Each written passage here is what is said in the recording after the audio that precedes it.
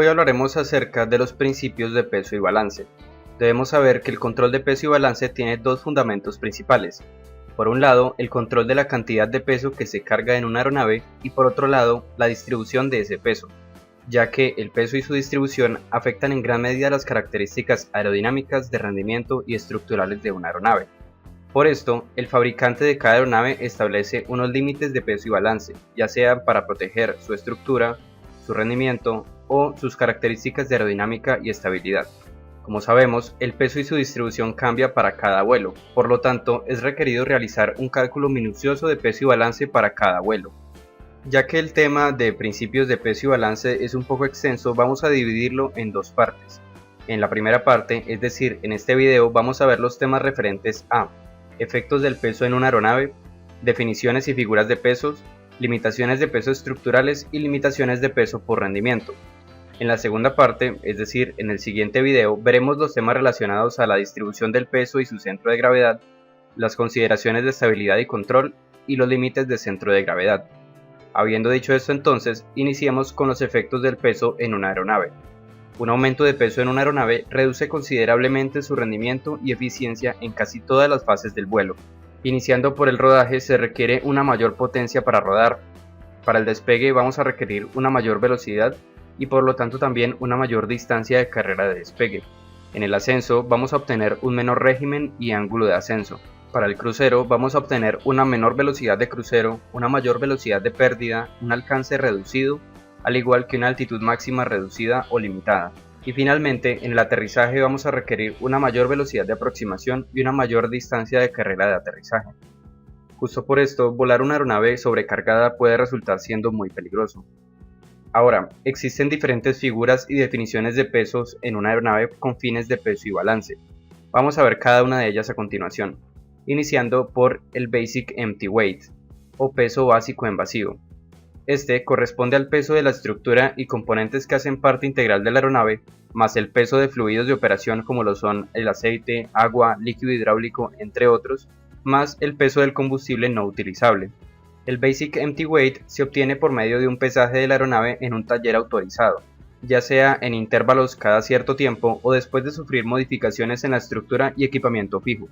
Como una nota adicional, antes del Basic Empty Weight se pueden encontrar otras definiciones y otras figuras de pesos.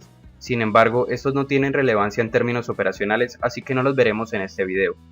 Ya que ha quedado claro este concepto, pasemos con el siguiente peso, el Dry Operating Weight, o peso de operación en seco. Este está constituido por el peso básico en vacío, es decir, el Basic Empty Weight que acabamos de ver, más el peso de los ítems operacionales. Con ítems operacionales me refiero a personal, equipamiento y otros ítems requeridos para una cierta operación que no están incluidos en el Basic Empty Weight. Algunos ejemplos de estos pueden ser la tripulación y su equipaje, la documentación de la aeronave, equipos de emergencia, comidas y bebidas a bordo y equipos de servicio a bordo, entre otros. Como resulta lógico, los equipos e ítems operacionales pueden variar dependiendo de qué tipo de vuelo se va a realizar. Por lo tanto entonces, el peso de operación en seco o Dry Operating Weight puede variar dependiendo de qué tipo de vuelo se realiza. Como una nota adicional, el Dry Operating Weight también puede ser referido como Operating Empty Weight o como Basic Operating Weight. Aunque sus definiciones pueden variar un poco, la idea general viene siendo la misma. Así que, en resumen, si al Basic Empty Weight o peso básico en vacío le sumamos el peso de los ítems operacionales, obtenemos el Dry Operating Weight o peso de operación en seco. Ya que ha quedado claro entonces este concepto, pasemos con la siguiente figura de peso, el Zero Fuel Weight o peso sin combustible. Este está constituido por el peso de operación en seco que acabamos de ver, el Dry Operating Weight, más el peso de los pasajeros, equipaje y carga, que son normalmente referidos como carga paga o payload. Como nota, en algunos casos la carga paga también puede ser referida como traffic load, sin embargo el concepto es el mismo.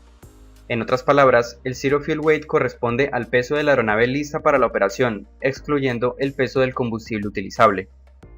Así que, en resumen, si al Dry Operating Weight, es decir, el peso de operación en seco, le sumamos el peso de la carga paga, es decir, pasajeros, equipaje y carga, nos da como resultado el Zero Fuel Weight. Y en algunas aeronaves el Zero Fuel Weight tiene un límite de peso máximo, conocido como Maximum Zero Fuel Weight. Veamos un poco más de cerca esta limitación. El Maximum Zero Fuel Weight o peso máximo sin combustible corresponde al peso máximo estructural de la aeronave sin combustible, es decir que estamos hablando de una limitación estructural. Pero entonces, ¿por qué una aeronave se encuentra limitada por el peso sin combustible? Como se puede ver en esta imagen, el peso de la aeronave se encuentra concentrado principalmente en la zona del fuselaje, mientras que la sustentación es generada en los planos. Sin embargo, en los diseños convencionales los tanques de combustible se encuentran en los planos, por lo tanto esto hace que el peso se distribuya más equitativamente a lo largo de la aeronave, pero cuando ya no hay combustible, este peso desaparece, y este desbalance de fuerzas hace que los planos intenten flexionarse hacia arriba, causando entonces momentos de flexión excesivos en la raíz de los planos, que pueden llegar a generar una falla estructural. Por lo tanto, para evitar un daño estructural, se debe cargar la aeronave de manera que no se exceda nunca el peso máximo sin combustible, el Maximum Zero Fuel Weight. Esto se obtiene asegurándose que la suma del Dry Operating Weight más la carga paga dé un resultado igual o inferior al peso máximo sin combustible. Ya que quedó claro la definición de Zero Fuel Weight y su limitación, pasemos con la siguiente figura de peso, el Ramp Weight o peso en rampa. Este corresponde al peso sin combustible Zero Fuel Weight más el peso del combustible utilizable total a bordo. En otras palabras, el Ramp Weight corresponde al peso de la aeronave lista para la operación en el aeródromo de origen. Aunque debemos saber que con fines de peso y balance y también gestión de combustible, el combustible a bordo se divide comúnmente en combustible de rodaje, combustible hacia el destino, combustible hacia el alterno y combustible de reserva. Aunque también dependiendo del vuelo se pueden incluir figuras de combustible de contingencia y combustible extra y adicional. Sin embargo, para este ejemplo no vamos a utilizar estas dos figuras de combustible. Así que, en resumen, si al Zero Fuel Weight o peso sin combustible le sumamos el peso del combustible total a bordo utilizable, nos da como resultado el Ramp Weight o peso en rampa. En algunas aeronaves el Ramp Weight tiene un límite de peso máximo, conocido como Maximum Ramp Weight o también como Maximum Taxi Weight. Veamos un poco más de cerca esta limitación. El Maximum Ramp Weight corresponde al peso máximo estructural de la aeronave en rampa y en operaciones en tierra, es decir que estamos hablando de una limitación estructural, la cual está relacionada con la carga en el tren de aterrizaje. Por lo tanto, para evitar daño estructural, se debe cargar la aeronave de manera que nunca exceda su peso máximo en rampa o Maximum Ramp Weight. Esto se puede realizar asegurándose que la suma del Zero Fuel Weight más el combustible dé un peso igual o inferior al Maximum Ramp Weight. Ya que quedó claro entonces esta figura de peso y su limitación, pasemos con el siguiente, el Takeoff Weight o peso de despegue. Este está constituido por el peso en rampa, Ramp Weight, menos el peso del combustible de rodaje o Taxi Fuel. Esto es así, ya que el combustible de rodaje se encuentra dispuesto para ser utilizado durante el encendido de motores y el rodaje a la pista. Por lo tanto, una vez la aeronave se encuentra en la pista, ya habrá quemado el combustible de rodaje. En otras palabras, el Takeoff Weight corresponde al peso de la aeronave al momento del despegue. Así que, en resumen, si al peso en rampa de la aeronave, es decir el Ramp Weight, le restamos el peso del combustible de rodaje, obtenemos el Takeoff Weight o peso de despegue. Y la mayoría de aeronaves cuentan con un peso máximo de despegue, es decir, con un Maximum Takeoff Weight. Veamos un poco más de cerca esta limitación. El Maximum Takeoff Weight corresponde al peso máximo estructural de la aeronave para el despegue, es decir que nuevamente estamos hablando de una limitación estructural, aunque no solamente para el despegue, sino también que corresponde al peso máximo en vuelo, es decir, una limitación relacionada a la carga estructural en vuelo, no solamente en el despegue.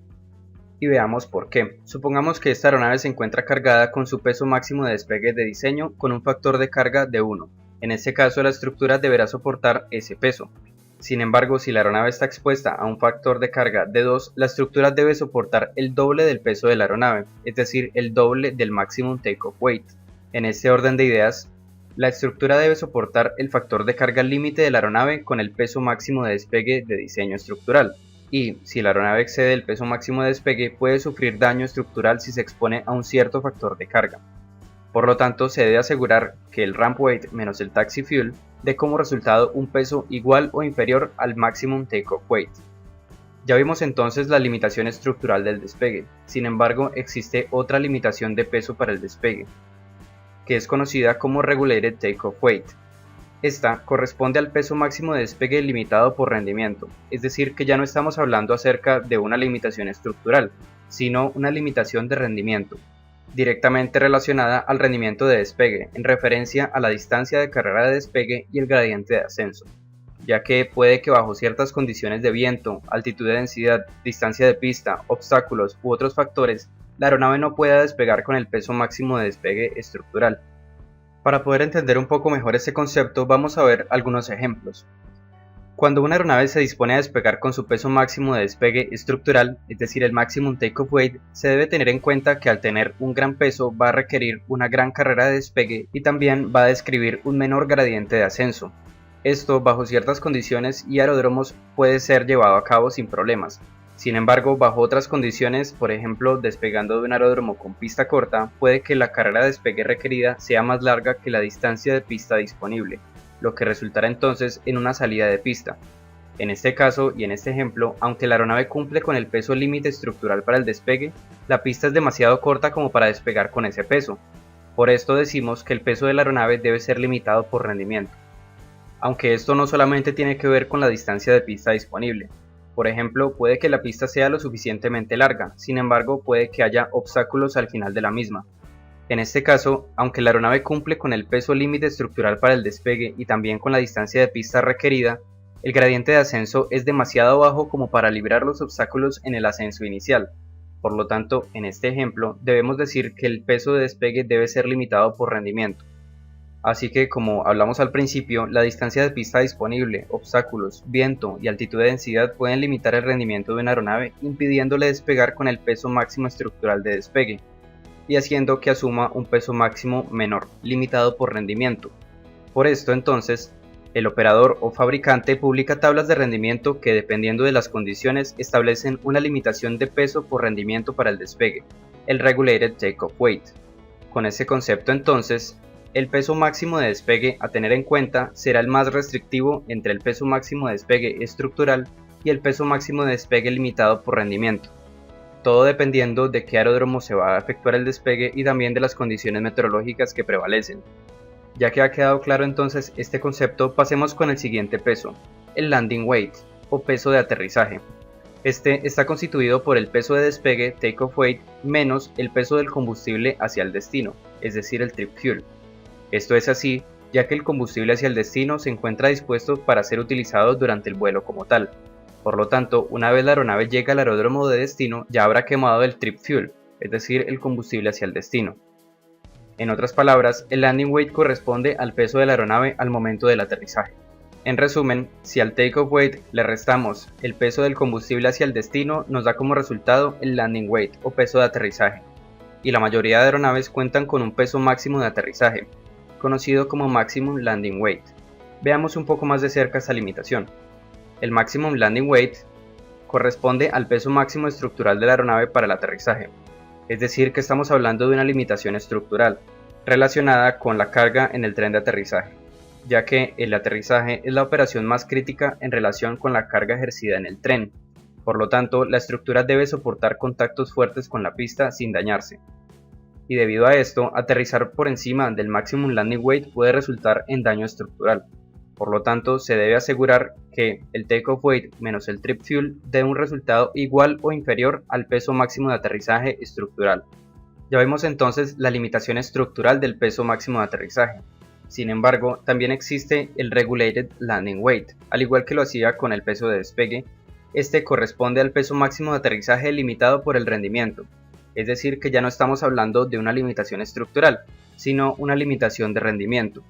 En este caso, directamente relacionada con el rendimiento de aterrizaje, más explícitamente con la distancia de carrera de aterrizaje requerida o el gradiente de ascenso en caso de una aproximación frustrada, ya que, nuevamente, puede que bajo ciertas condiciones de viento, altitud de densidad, distancia de pista, obstáculos u otros factores, la aeronave no pueda aterrizar con el peso máximo de aterrizaje estructural. Veamos algunos ejemplos para que quede un poco más claro este concepto.